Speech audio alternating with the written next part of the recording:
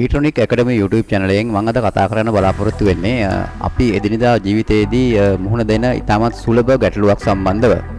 ඉතින් මම අද කතා කරන්නේ ඉලෙක්ට්‍රොනික කාර්මික ශිල්පීන්ට නම් නෙවෙයි. මම අද කතා කරන්නේ සාමාන්‍යයෙන් නිවසක රූපවාහිනිය පරිහරණය කරන රූපවාහිනිය පාවිච්චි කරන සාමාන්‍ය ඔබ වෙනුවෙන් තමයි මම අද මේ පාඩම අරගෙන එන්නේ. ඉතින්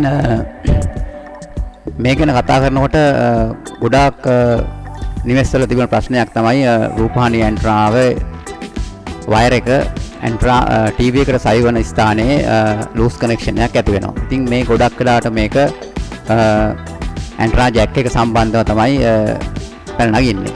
ඉතින් මේකෙදි ගොඩක් වෙලාවට වෙන්නේ මේ ඇන්ට්‍රා ජැක් එකට ටීවී ඇන්ට්‍රා එකේ ඉඳලා එන වයර් එක සම්බන්ධ කරලා තිබුණ විදිය කියන්නේ බුරුල් වීමක් එහෙම නැත්නම් ලූස් වීමක් තමයි මේකට බලපාන්නේ. ඉතින් එතකොට පොඩ්ඩක් අතින් ගිහිල්ලා හැදුවම රූපවාහිනිය පේනවා ආපහු ටික වෙලාවකින් නැති වෙලා යනවා. ඉතින් ඒ වගේ ලූස් කනෙක්ෂන් එකක් තමයි ඇති වෙන්නේ. ඉතින් මේ තත්ත්වය තමයි ඔබ සාමාන්‍ය රූපවාහිනිය ඇන්ට්‍රාවක් නෙවෙයි නම් පරිවර්තනය කරන්නේ. ඔබ සැටලයිට් ඇන්ට්‍රාවකින් නම් රූපවාහිනිය අරබන්නේ සැටලයිට් ඩිකෝඩරේට සැටලයිට් ඇන්ට්‍රාවේ ඉඳලා එන වයර් එක සම්බන්ධ වෙන F කනෙක්ටර් එකෙත් මේ ප්‍රශ්නේ තියෙනවා. ඉතින් මම අද කතා කරන්නේ මේ වගේ ලූස් කනෙක්ෂන් එකක් ඔබගේ ඇන්ට්‍රා ජැක් එක ආශ්‍රිතව තියෙනවා නම් මේක ඔබටම පුළුවන් මේක නැවත ඇන්ට්‍රා ජැක් එකට වයර් එක හරියට සවි කරගන්න. ඉතින් මේ පිළිබඳව සාමාන්‍ය ඔබට දැනීමක් නැහැ ගොඩක් වෙලාවට. දැනීමක් තිබුණත් ඒක හරියාකාරව කෙරෙන්නේ කොහොමද කියන එක පිළිබඳ දැනීමකුත් නැහැ. ඉතින් ඒක නිසා මම අද බලාපොරොත්තු වෙන්නේ කොහොමද මේ රූපවාහිනී ඇන්ට්‍රාවක ජැක් එකට වයර් එක සවි කරන්නේ සහ සැටලයිට් ඇන්ට්‍රාවකින් ඔබ රූපවාහිනිය අරවනවා නම් සැටලයිට් ඩිකෝඩරේට සම්බන්ධ වෙන F කනෙක්ටර් එකට ඇන්ට්‍රා වයර් එක සවි කරන විදිය තමයි මම අද ඔබට කියලා දෙන්නේ. ඉතින් අපි මේකෙදි ඉස්සෙල්ලම බලමු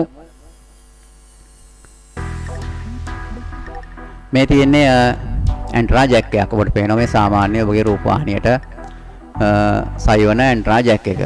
එතකොට මෙතන මම පෙන්නන තියෙන F කනෙක්ටර් කියලා මේක තමයි සාමාන්‍යයෙන් සැටලයිට් රිසීවර් එකට එහෙම නැත්නම් සැටලයිට් ඩිකෝඩර් එකට සැටලයිට් ඇන්ට්‍රාවෙන් ඉඳලා එන වයර් එක සවි වෙන කනෙක්ටර් එක. ඉතින් මේ කනෙක්ටර් දෙකට වයර් සවි කරන හැටි තමයි මම අද ඔබට කියලා දෙන්නේ.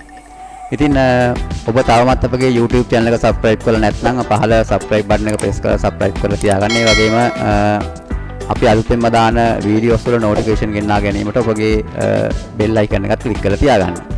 ඉතින් අපි දැන් බලමු මේ තියෙන්නේ අපි භාවිතා කරන වයර් වර්ග. දැන් මෙතන මම පෙන්නලා තියෙනවා 3C2V කියලා තියෙනවා. මේ 3C2V කියන එකත් මෙන්න 5C2V කියන එකත් සාමාන්‍ය රූපවාහිනිය ඇන්ට්‍රා වලට භාවිතා කරන වයර් කොයක්සිකල් කේබල් දෙකක්. ඇන්ට්‍රා වයර්ස් දෙකක්. එතකොට මේ 5C2V කියන වයර් එකට වඩා ටිකක් සිහින් 3C2V කියන වයර් එක. එතකොට මේ 3C2V කියන වයර් එක සහ 5C2V කියන වයර්ස් දෙකම අපි පාවිච්චි කරන්නේ සාමාන්‍ය රූපවාහිනිය ඇන්ට්‍රා වලට ඇන්ට්‍රා සිග්නල් දෙක ගන්න තමයි ඇන්ට්‍රාවෙන් ඉඳලා ටීවී එකට ගේන වයර් එක තමයි මේක. ඉතින් මෙතන ඔබට පේනවා තියෙනවා මම RG6 කියලා. මේ RG6 කියන වයර් එකත් මේ 5C2V වයර් එකට හා සමාන වගේ ඝනකම මහතක් තියෙනවා. වටරවුම ප්‍රමාණයෙන් මේක භාවිතා කරන්නේ සැටලයිට් ඇන්ට්‍රා වලට. ඉතින් සැටලයිට් ඇන්ට්‍රාවකින් නම් ඔබ රූපවාහිනිය අරබන්නේ සැටලයිට් ඇන්ට්‍රාවේ ඉඳලා සැටලයිට් ඩිකෝඩරේ දක්වා එන කේබල් එක තමයි මේක RG6 කියන එක. ඉතින් මේ RG6 කියන එකයි මේ 5C2V කියන එකයි දෙකම බොහෝ දුරට සමානයි. නමුත් සැටලයිට් රූපවාහිනිය නරඹන්න පාවිච්චි කරන RG6 කියන එක තමයි. නමුත් මම 5C2V කියන එකත් දාලා පාවිච්චි කරලා බලලා තියෙනවා. නමුත් එහෙම අපිට ලොකු වෙනසක් දැනෙන වෙනසක් ලැබෙන්නේ නැහැ. නමුත් ඔබගේ දැනීමට තියාගන්න 3C2V සහ 5C2V පාවිච්චි කරන්නේ රූපවාහිනිය සාමාන්‍ය රූපවාහිනිය ඇන්ට්‍රා වල වයර් එක විදියට RG6 වයර් එක එහෙම නැත්නම් කොයක්සිකල් කේබල් එක පාවිච්චි කරන්නේ සැටලයිට් ඇන්ට්‍රා වල වයර් එක විදියට. ඉතින් මෙතන මම පල්ලෙහා පෙන්නලා තියෙනවා වයර් එකේ ඇතුලේ ස්ට්‍රක්චර් එක. ඔබට පේනවා මේ තියෙන්නේ අපිට පිටින් පේන මේ PVC ජැකට් කියලා තියෙන වයර් එකේ පිටින් පේන ආවරණය. ඊට පස්සේ ඔබට පේනවා එතන කොපර් ස්ක්‍රීන් කියලා. මේව සීන් තව කම්බි එක්ක නිකන් වියපු කොටසක් තියෙනවා. ඒක තමයි කොපර් ස්ක්‍රීන් කියන්නේ. ඊට පස්සේ මෙතන තියෙනවා සුදු පාට ඉන්සියුලේෂන් එක. මෙතන තියෙනවා කොපර් කන්ඩක්ටර්. ඒ කියන්නේ මැද කම්බිය තමයි මේ. එතකොට මෙන්න මේ මැද කම්බිය එහෙම නැත්නම් කොපර් ඉන්ඩක්ටර් එකයි කොපර් කන්ඩක්ටර් එකයි කොපර් ස්ක්‍රීන් එකයි මේ කොටසයි ගෑවෙන්නේ නැති වෙන ෂෝට් නොවෙන්න තමයි මේ ඉන්සියුලේෂන් එක තියෙන්නේ. ඉතින් ඕක තමයි ස්ට්‍රක්චර් එක මේ මොන කේබල් එකේ වුණත්. ඉතින් අපි දැන් බලමු කොහොමද ඉස්සෙල්ලම අපි බලමු සාමාන්‍ය රූපවාහිනී ඇන්ටනාවක පාවිච්චි කරන මෙන්න මේ ඇන්ටනා ජැක් එකට වයර් එක සවි කරන හැටි මම ඊට පස්සේ පෙන්නන්නම් F කනෙක්ටර් එකට වයර් එක සවි කරන හැටි. ඉතින් ඔබට මම මෙතන පෙන්නලා තියෙනවා මේ තියෙන සාමාන්‍ය රූපවාහිනී ඇන්ටනාවක ඇන්ටනා කේබල් එකට හවු වෙන සවි වෙන ජැක් එක. ඒ වගේ මේ තියෙන්නේ සැටලයිට් රූපවාහිනී සඳහා පාවිච්චි කරන වයර් සඳහා පාවිච්චි කරන F කනෙක්ටර් එක. ඉතින් මම මෙතන වයර්ස් දෙකක් අරගෙන ආවේ. මේක තමයි 3C2V කියන එක වයර් එක. මේක RG6 කියන වයර් එක. and satellite වලට පාවිච්චි කරන. අපි ඉස්සෙල්ලම මේ 3C2V කියන වයර් එක මම කිව්වා සාමාන්‍ය රූපවාහිනී ඇන්ටනා සඳහා භාවිත කරන්න කියලා. ඉතින් ඒකට මේ ජැක් එක සවි කරන හැටි අපි ඉස්සෙල්ලම බලමු. ඉස්සෙල්ලම ඒක ගැලවුවට පස්සේ ඔබට පේනවා මෙතන තියෙනවා ඇණයක් සහිත කොටසක්. මෙතන ඇණයක් සහිත කොටසක්. මෙතන ඒක මෙතන සිදුරක් තියෙනවා. ඒකට තමයි කොඇක්සියල් කේබල් එකේ මැද කම්බිය සම්බන්ධ වෙන්නේ. එතකොට මෙන්න මේ කොටසට තමයි අර ස්ක්‍රීන් කියලා තිබුණේ. ඉතින් අර සිහින් කම්බි තියෙන තඹ කම්බි ටික එකතු වෙලා සවි කරන්නේ මේ කොටසට. එතකොට අපි දැන් ඒක කරන හැටි බලමු. ඉස්සෙල්ලා අපි වයර් එක සුද්ධ කරගන්න ඕන. මම ඔයාලට පෙන්නන්නම් කොහොමද වයර් එක අපි සුද්ධ කරන්නේ කියලා. අපි නිතරම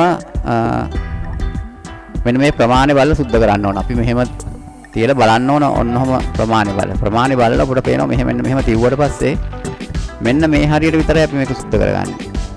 මෙන්න මේ ජැක් එකේ මෙන්න මේ කොටසේ මෙන්න මේ සීමාවට ජැක් එකේ මේ කොටසේ මේ සීමාව දක්වා විතරයි වයර් එක සුද්ධ කරගන්නේ.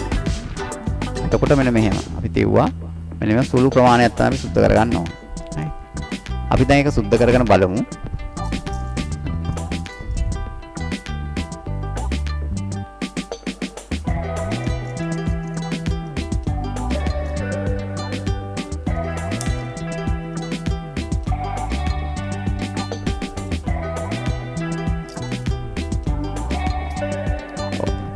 පේනවා දැන් සුද්ධ කරගත්තා. මේ අර සිහින් කම්බි සහිත කොටස තමයි මේ වටේ තියෙන්නේ. ඔබට පේනවා මේ සිහින් කම්බි කොටස තමයි වටේ තියෙන්නේ. අපි ඒක මෙහෙම කරලා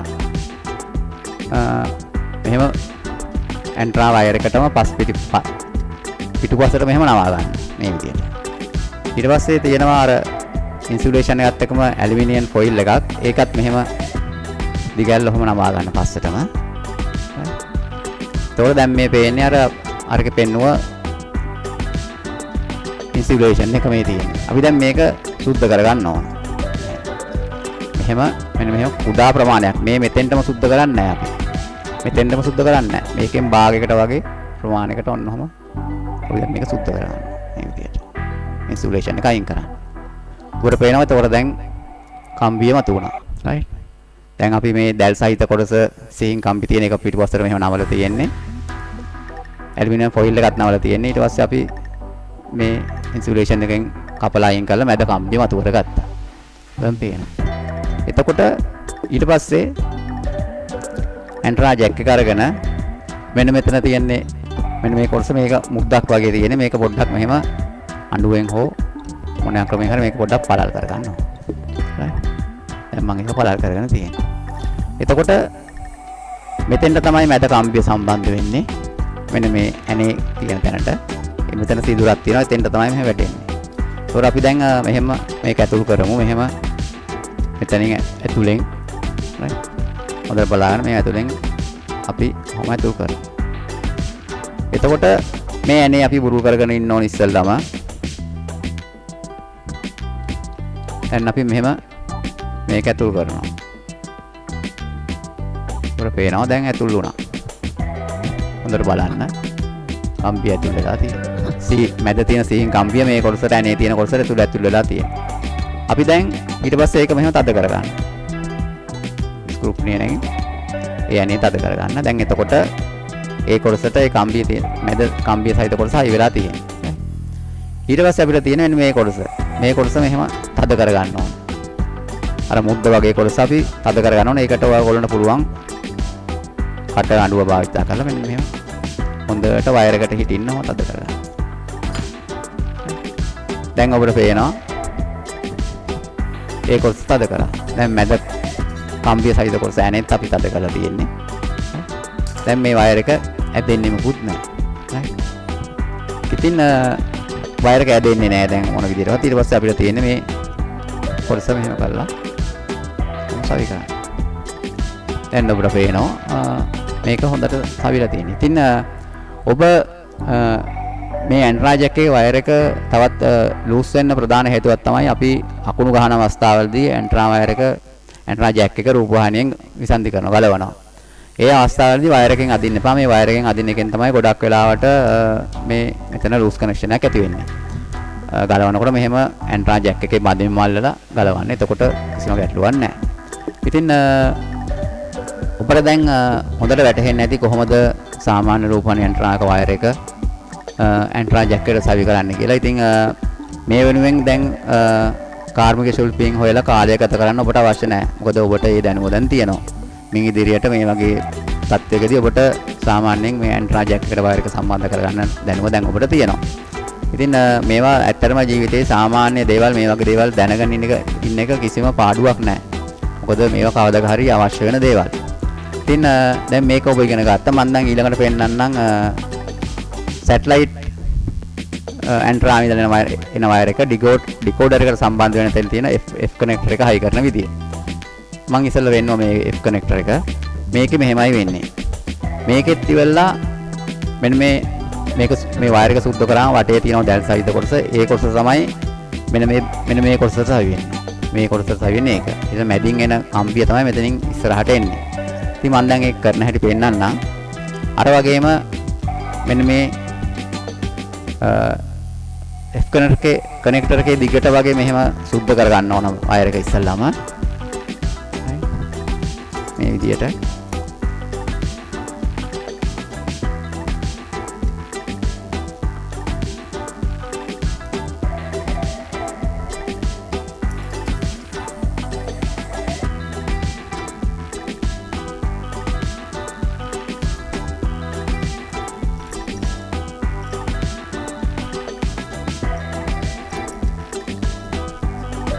දැන් මං වටේ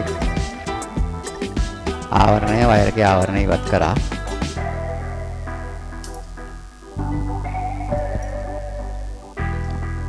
දැන් මං වටේ ආවරණය ඉවත් කරා. මේකෙත් අර වගේම දැල් සහිත කොටසක් තියෙනවා සීහින් කම්බි තියෙන. ඒක අර ඉස්සෙල්ලා විදිහට මෙහෙම පිටිපස්සට නමා ගන්න. වයර් එකේ පිටිපස්සට මෙහෙම නමා ගන්න.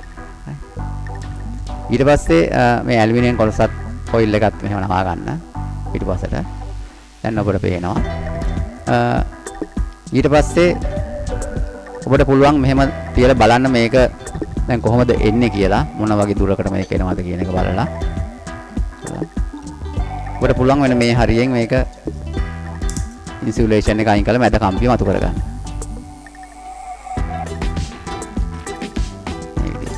දැන් ඔබට පේනවා මැද කම්බිය අපි මතු කරගත්තා. ඊට පස්සේ ඔබට තියෙන්නේ F කනෙක්ටර් එක මෙහෙම අරගෙන මේ පැත්තෙන් මෙහෙම ඇතුල් කරන්න. F කනෙක්ටර් එක මෙහෙම ඇතුල් කරන්න. හරි. ඇතුල් කරාම ඇතුල් කළා මෙහෙම බොහොමත් හදින් මේක RG6 කේබල් එක මේ F කනෙක්ටර් එකේ මේ වටේ කොටසට නිකන් ෆිට් එකට වගේ තමයි සම්බන්ධ වෙන්නේ. මෙහෙම අතින් හොඳට මෙහෙම කරගාම ඔබට පේනවා අර F කනෙක්ටර් එක මැදින් ආවා අපි මතු කරගත්ත මැද කම්බිය. ඔබට පේනවා දැන්.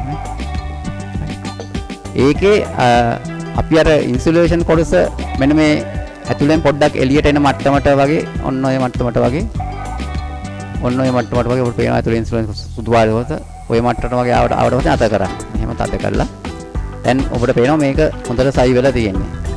ඔබට මෙතෙන්ට ඕනනම් පුළුවන් වයරින් ටේප් එකක් අරගෙන මෙහෙම වටේට ඕනනම් ඔතන්න පුළුවන් මේ කම්බි කොටසට. right. දැන් එතකොට මෙතෙන්දී උනේ මොකද්ද? වටේ සිහින් කම්බි සහිත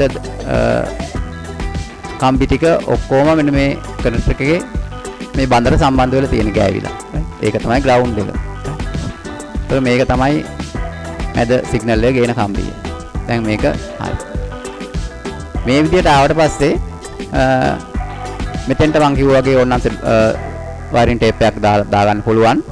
දැන් අපි මේක සවි කරලා ඉවරයි. ඊට පස්සේ මේක සැටලයිට් ඩිකෝඩර් එක සම්බන්ධ වෙන්නේ කොහොමද? මෙන්න මෙතෙන්ටනේ සම්බන්ධ වෙන්නේ. එතකොට මේක සම්බන්ධ වෙනකොට ඔන්න ඔහම ඉස්සෙල්ලා මෙන්න මේ මැද සිහින් කම්බිය කොටස මේකේ තියෙනවා සිදුරක්.